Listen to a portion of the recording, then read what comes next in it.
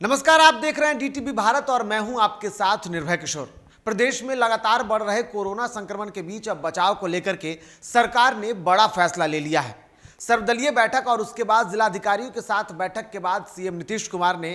कई सारे बातों की चर्चा की और इस दौरान उन्होंने फैसला लेते हुए प्रदेश में कई सारे पाबंदियों को आगे बढ़ाने और कई पाबंदियों को लागू करने की बात की है। आपको बता दूं कि इस दौरान प्रदेश में जिस तरीके से संक्रमण का मामला बढ़ता जा रहा है और साथ ही साथ अस्पतालों में चाहे जांच की बात की जाए या फिर बेड और ऑक्सीजन की कमी को लेकर के जो बात की जाए, उस सभी को लेकर के अब सीएम नीतीश कुमार ने पूरी तरीके से स्थितियों को साफ कर दिया है। आपको बता दूं कि प्रेस कॉन्फ्रेंस करने के दौरान सीएम नीतीश कुमार ने संवाद से पत्रकारों को संबोधित किया और उस दौरान उन्होंने कई पाबंदियों की बात की, जिसमें सबसे पहली बात जो उन्होंने की वो ये कहा कि किसी भी हाल में स्वास्थ्य व्यवस्था को ठीक करने की कोशिश की जाएगी। इसके लिए अस्पतालों में जितने भी ऑक्सीजन की जरूरत होगी वो ऑक्सीजन को हर हालत में पूरा किया जाएगा। इसके साथ साथ उन्होंने ये भी कहा कि आरटी-पीसीआर के टेस्ट की जो बात की जाती है कि उसके रिपोर्ट 2, 3 या 4 दिनों के बाद आते हैं, उसको जल्द से जल्द लाने की कोशिश की जाएगी, क्योंकि इस तरीके से वक्त आने में रिपोर्ट जो होते हैं उसको आने में थोड़ा वक्त लग जाता है और ऐसे में स्थिति भी खराब हो जाती है। तो उस पर विस्तार से देखा जाएगा और फिर स्थितियों पर नजर रखी जाएगी। इसके साथ साथ उन्होंने प्रवासियों को लेकर के साफ तौर पर मुख्यमंत्री नीतीश कुमार ने कहा कि जो भी प्रवासी मजदूर बाहर हैं वो हर हाल में जल्द से जल्द घर आ जाएं, क्योंकि अभी वर्तमान में जो ट्रेनें हैं वो चल रही है और साथ ही साथ उनको हर एक प्रकार की सुविधा उपलब्ध हैं जो वो वापस अपने प्रदेश में आ सकते हैं और यहाँ प्रदेश में आने के बाद उनकी जांच भी की जाएगी। इसके साथ साथ नीतीश कुमार ने कुछ और पाबंदियों की बात की। आपको बता दूं कि सबसे पहले बात अगर ऑक्सीजन की जाए तो उन्होंने कहा है कि किसी भी हाल में अस्पताल में ऑक्सीजन और साथ ही साथ एम्बुलेंस का भी उन्होंने जिक्र किया है कि मरीजों को एक स्थान से दूसरे स्थान तक जाने के लिए एम्बुलेंस की भी समस्या नहीं होगी, इसके लिए बाज़ाब्ते नज़र रखी जाएगी। इसके साथ साथ उन्होंने जनता को जागरूक करने की बात की। दरअसल जनता को माइकिंग के जरिए अब जागरूक किया जाएगा कि वो भी कोरोना संक्रमण के इस बढ़ते प्रकोप से खुद को सुरक्षित रख सके और साथ ही साथ अपने आसपास के रहने वाले उन लोगों को भी कोरोना संक्रमण से निजात दिला सके। दरअसल आप सुरक्षित रहेंगे और आप इस बीमारी से पहले से जानकारी हासिल कर लेंगे तो फिर आप इन समस्या को समझते हुए स्थितियों को समझ सकेंगे। इसके साथ साथ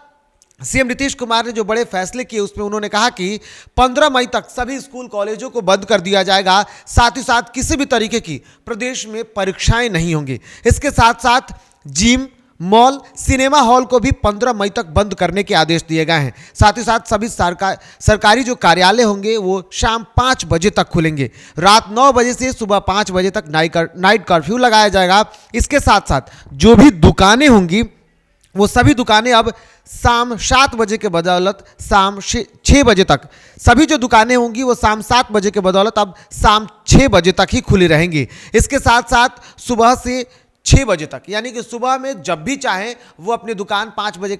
नाइट कर्फ्यू खत्म होने के बाद वो दुकानें को खोल सकते हैं और शाम 6 बजे तक वो अपनी दुकानें और प्रतिष्ठान को खोल सकते हैं। इसके अलावा ये कहा गया है कि रेस्तरां, ढाबों में बैठकर खाने की अनुमति नहीं होगी, बल्कि रात 9 बजे तक होम डिलीवरी की व्यवस्था उपलब्ध रहेंगी और इसके लिए जो भी कर्मचारी काम करने वाले होंगे उनको किसी भी तरीके की दिक्कतें नहीं होंगी।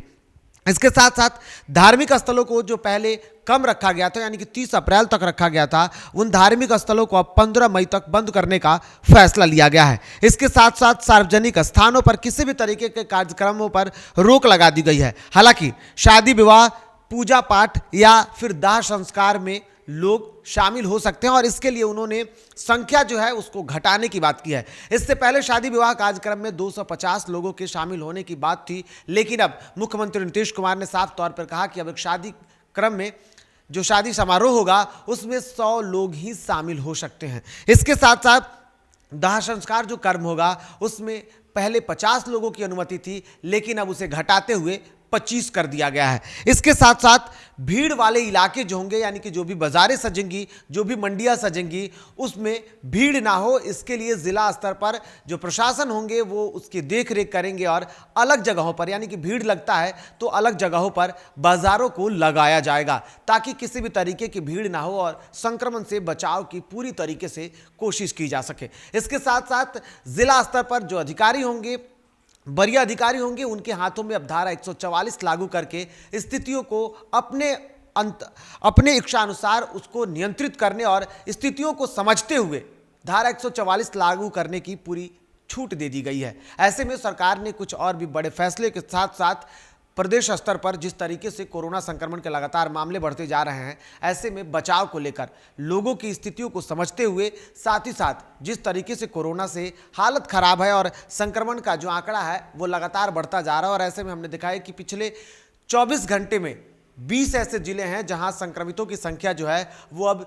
तिहाई अंकों में पहुंच गई है। तो ऐसे में लोगों को जागरूक होने की जरूरत है। सरकार अपने स्तर से कोशिशें तो कर रही हैं, लेकिन उन सब के बावजूद भी संक्रमण का खतरा है और संक्रमण के खतरा से बचने के लिए लोगों को सुरक्षित होने की जरूरत है। और इसके लिए डीटीवी भारत भी लगातार आपसे अपील करता है कि कोरोना के इस काल में खुद जागरूक हो, लोगों को जागरूक करें और कोरोना गाइडलाइन का बखूबी पालन करें। साथ ही साथ मास्क और सैनिटाइजर के साथ सोशल डिस्टेंसिंग का पालन जरूर करें और देखते रहें डीटीवी भारत। फिलहाल मुझे दीजिए इजाजत, नमस्कार।